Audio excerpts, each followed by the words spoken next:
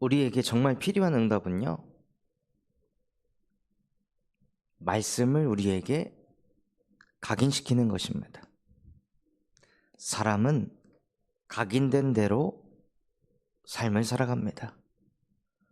무엇이 각인되었냐에 따라 생각을 하고, 사고를 하고, 선택을 하고, 말을 하고, 행동을 합니다. 그래서 가장 중요한 것이 무엇이냐면, 우리의 영혼, 무의식, 잠재의식, 뇌 속에 무엇이 각인이 되어 있냐, 이것이 중요한 것입니다. 그래서 하나님께서는 우리에게 주시고자 하는 응답이 무엇이냐, 말씀이 각인되는 응답을 주려 하십니다. 그래서 어제는 정말로 우리가 예배를 회복할 때, 예배자의 축복을 누릴 때 말씀이 각인이 된다 하셨는데, 그 각인된 말씀이 실제 우리 안에 뿌리가 내려지기 위해서는 그 받은 말씀을 정리하는 시간이 있어야 합니다. 말씀을 붙잡고 그 말씀을 내 안에 계속 고백하고 읊조리고 선포해서 그 말씀이 문제를 만났을 때도 튀어나올 정도로, 어떤 일이 왔을 때도 그 일에 초점을 두는 것이 아니라 말씀이 뭐였더라? 하나님께서 나에게 응답으로 주신 말씀이 무엇이었지? 이것을 붙잡는 거예요. 똑같이 본토 친척 아비의 집을 아브라함과 롯이 떠났습니다. 그런데 아브라함은 말씀을 따라갔고 롯은 아브라함을 따라갔습니다. 사람을 따라갔습니다. 그리고 나서 아브라함은 말씀을 따라가서 말씀을 이루는 것이 목적이었습니다. 그런데 롯은 삼촌 따라가면 뭐가 있지 않을까? 뭐 하나님 말씀 붙잡았다고 하니까 육신적인 축복이 오지 않을까? 라고 생각을 하며 갔는데요. 본토 친척 아비의 집을 떠나서 한 땅에 들어갔는데 이 땅이 너무 좁아서 자꾸 가축들하고 다투고 또 하인들끼리 갈등이 생기고 갈등이 오는 거예요. 문제가 오는 거예요.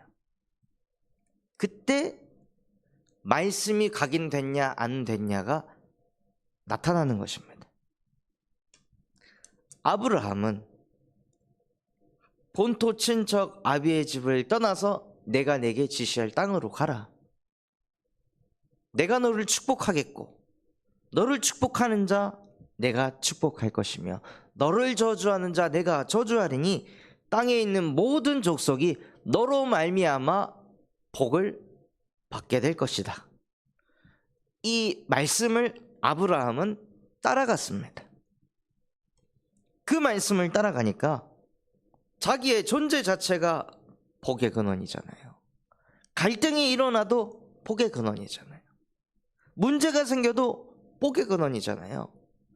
왜 이렇지? 왜 저렇지가 아니라 아브라함에게는 언약이 있으니까 그 언약을 붙잡고 인도를 받습니다. 갈등에 빠지는 게 아니라 언약을 붙잡는 거예요. 내게 주신 말씀 붙잡고 기도하는 거예요. 그런데 롯은 말씀을 따라가지 않고 사람을 따라가니까 갈등이 일어나니 바로 머리를 굴립니다.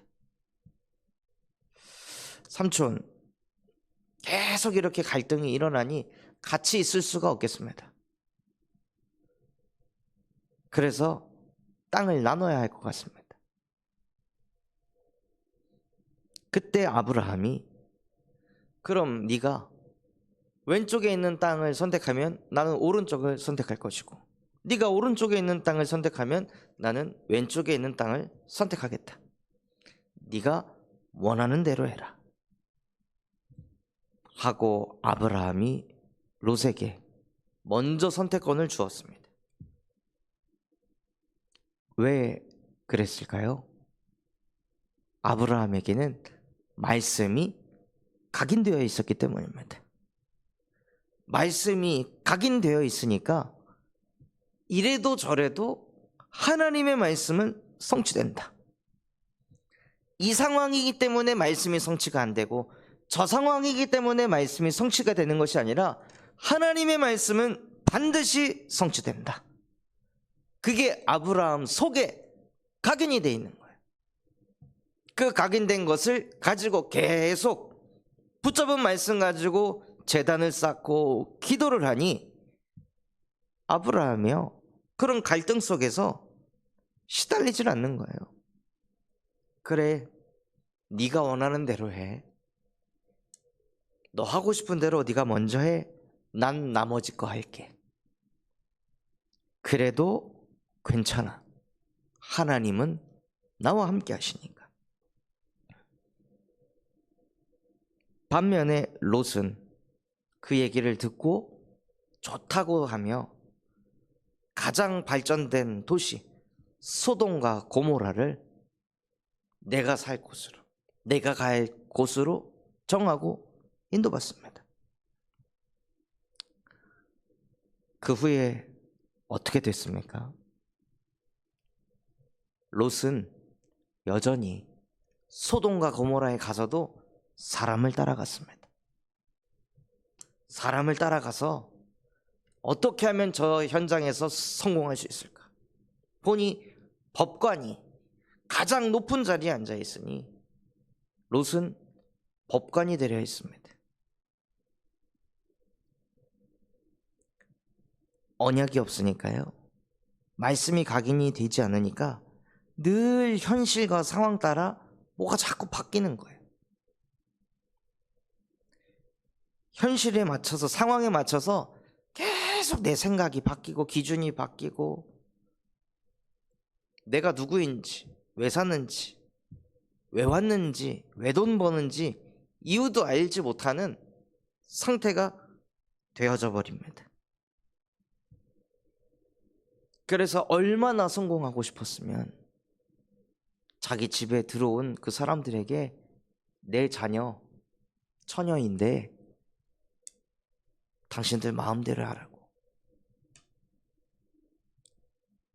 자기 성공을 위해서 해야 할 일과 하지 말아야 할 일을 구분도 못하는 완전히 망가진 상태로 롯이 끌려갔습니다. 왜냐? 말씀이 각인이 안 되고 말씀이 뿌리가 내리지 않으니까요. 그리고 결국 롯이 있는 현장은 멸망을 당하고 그 가정은 완전히 망했습니다. 반면에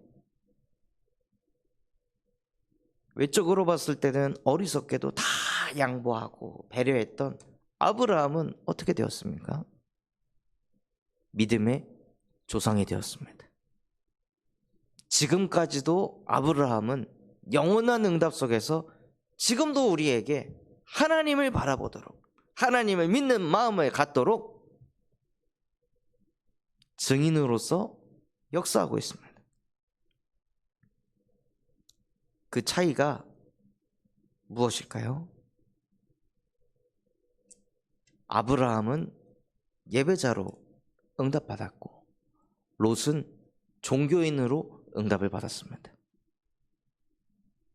그래서 하나님, 정말 나에게 말씀이 각인되어질 수 있도록 아브라함과 같이 예배자가 되게 하여 주시옵소서.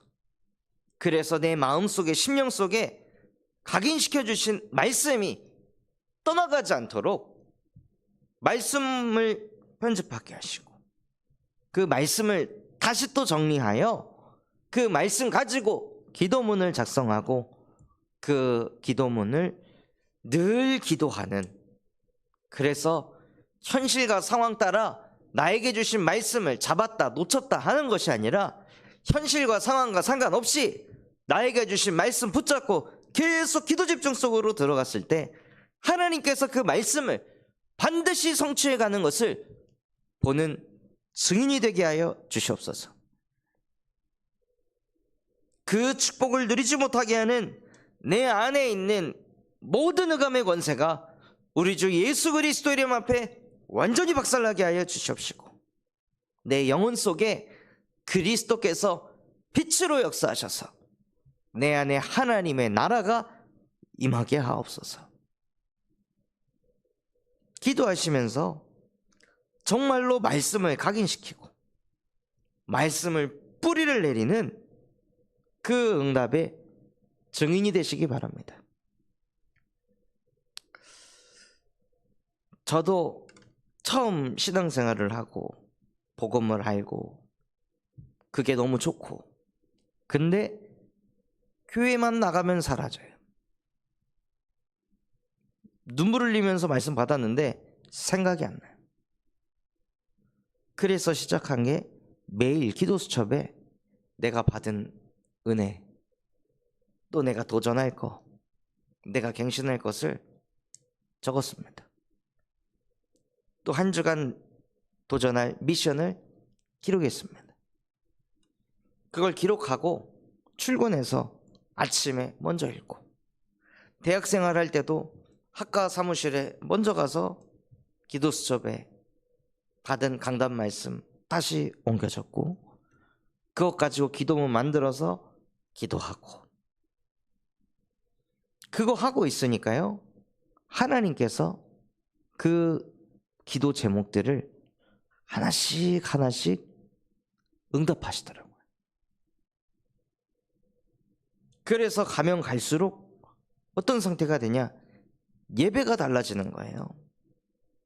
저도 모르게 예배에 완전히 몰입이 되게 하시고, 심지어는 예배 시간에 나와 설교하는 목사님만 있다고 느껴질 만큼 완전히 초집중이 돼서 하나님의 말씀이 제 영혼, 무의식, 잠재의식 속에 갖다 꽂히는 거예요.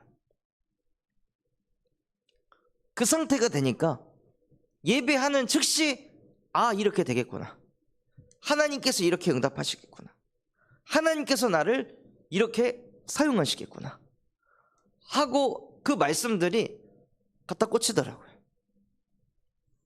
청년의 시절에 사도행전 9장 15절, 가라, 이 사람은 내 이름을 이방인과 임금들과 이스라엘 자손에게 내 이름을 전하기 위하여 택한 나의 그릇이다.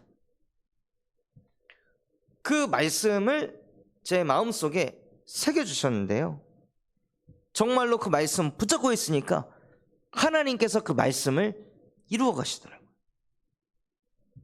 정말로 이방인들, 카렌 민족들을 만나게 하셔서 그 아이들에게 복음을 증거하게 하시고, 실제 미얀마 현장까지 하나님께서 인도하셔서 그 난민 캠프 지역으로 들어가서 예수 그리스도의 복음을 증거하게 하시고, 또 카레너로 예수는 그리스도라는 찬양을 완전히 통으로 외워서 찬양으로 수백 명이 모여있는 그 카렌 민족들 앞에서 예수는 그리스도라고 찬양으로 복음을 증거하게 하셔서 많은 영혼들이 은혜를 받고 구원받게 하시고, 또 하나님께서 정말로 이스라엘 자손들에게 복음을 증거하게 하시는 그 말씀이 목회자 자녀 수련회에서 500여 명의 목회자 자녀들 앞에서 하나님께서 간증자로 세우셔서 미자리 교회에서 안 되고 없고 부족하고 연약하고 상처투성이해서 짓눌려서 사는 것이 아니라 오히려 그것을 통해 예수가 그리스도 되심을 깨닫고, 부모의 문제가 아니라, 미자립의 문제가 아니라 나의 문제가 하나님을 떠난 근본의 문제이기에 경제가 필요한 것도 아니었고, 교회의 부흥이 필요한 것도 아니었고, 나에게 스펙이 필요한 것이 아니라 나에게 예수 그리스도의 복음이 필요했다. 그 복음이 나를 치유하고 나를 재창조시키셨다 하고 그 500여 명의 목회자 자녀들에게 증인으로 서서 예수 그리스도의 이름을 전하는 택한 그릇으로 하나님께서 사용하시더라고요. 아직 임금들에게는 가지 못하였으나 하나님께서 그 일을 행하실 줄 믿습니다. 말씀을 담고 그 받은 말씀 가지고 계속 기도 속에 있으니까요, 하나님께서 말씀을 성취하시더라고요. 그 말씀이 성취되는 그곳에서도 또 제가 붙잡은 말씀, 너는 복의 근원이 될 것이다. 정말로 하나님이 나를 복의 근원이 되게 하시는구나. 누군가에게는 그냥 지나가는 말씀입니다. 암송해봤던 말씀입니다. 많이 들었던 말씀입니다. 그런데 저에게는 성취되는 말씀입니다. 하나님이 나를 하나님의 택한 그릇으로 세우시고 지금도 하나님의 이름을 전하는 그 일로 사용하고 계십니다. 그래서 가장 중요한 것이 무엇이냐면요, 하나님의 말씀을 받았으면 그 말씀을 다시 적어보시는 겁니다. 다시 정리해보고 내게 받은 은혜, 내게 주신 응답, 해답, 치유, 미션, 그 5가지를 정리하고 그 속에서 내게 부딪힌 것을 기도문으로 작성해서 24 계속 돌리는 겁니다. 제 마음에 계속 담게 하신 것, 다락방 100군데를 여는 교회가 되게 하옵소서. 다락방 100군데를 일으킬 수 있는 목회자가 되게 하시고, 나 혼자 할 수 없으니 또 그 다락방 운동을 일으킬 제자를 세울 수 있도록 제자를 세우는 시스템을 갖추게 하옵소서. 그래서 그 제자들에게 무엇을 가르치냐? 말씀을 각인하는 예배자로 받은 말씀 가지고 실제 기도문을 적어보고 그것이 응답되는 걸 또 적어보고, 아, 말씀이 이렇게 살아 역사하는구나. 말씀 붙잡으면 그걸 믿음으로 결부시키면 하나님께서 그 말씀을 성취해 가시는구나. 이것을 계속 볼 수 있는 시스템을 가진 제자를 세우는 것, 그게 하나님이 나에게 주신 미션이구나. 그럼 그런 제자들이 교회 안에서 주일날 포럼을 하면 그게 안 되는 사람들이 그것을 듣고, 아, 저렇게 하면 되는구나. 저렇게 말씀을 다시 정리하고 기도문으로 쓰고 이거를 밤에, 낮에, 아침에 계속 기도하니까 하나님이 응답하시는구나. 영적인 과학인 겁니다. 다른 방법이 아니라 그 영적인 과학을 실제로 할 때 하나님께서 역사하십니다. 그래서 교회 곳곳에 말씀 운동이 일어나고, 만나기만 하면 말씀 포럼하고, 만나기만 하면 성취된 말씀 포럼하고, 만나기만 하면 기도 응답을, 전도의 역사를 포럼하는, 정말로 말씀이 살아있는 역사가 되도록, 그러한 교회가 되도록 하나님께서 그래서 오직 예수의 은혜로 그 모든 것을 풀어가시겠구나 하고 제 마음에 계속 하나님이 주신 미션이 뿌리가 내려지고 점점점 구체화가 되어질 수 있도록 인도하시더라고요. 그래서 우리 모든 성도분들이요, 예배를 회복하여 말씀이 각인이 되고 각인된 말씀을 다시 또 옮겨 적으며 기도문으로 만들어 말씀이 뿌리가 내리는 그 축복을 누리시기를 예수 그리스도 이름으로 축원합니다.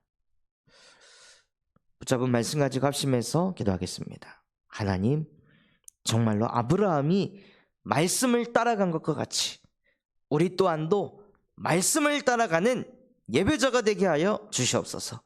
그래서 주신 말씀을 가지고 흘려보내는 것이 아닌 그 말씀 가지고 혼자 다시 말씀을 옮겨 적게 하시고 그것을 기도문으로 만들어 말씀이 뿌리가 내려지는 그러한 증인이 되게 하여 주시옵소서. 우리 군산 참소망교회가 금토일 시대를 열고 세 가지 뜰이 세워지게 하시며 청년 전도 운동이 일어나고 8번째 렘넌트를 세우는 렘넌트 시스템과 성경적인 다락방 전도 운동을 100군데 현장에 일으키게 하여 주시옵소서. 미래를 살리는 우리 바티잔 성교원의 사역을 축복하여 주시옵시고 7천 전문 지도자가 세워지며 호프 동아리를 통해 마약 예방 교육이 되어지며 전문인과 제자들이 세워지게 하여 주시옵소서. 그럼 마음과 중심을 담아 합심해서 기도하겠습니다.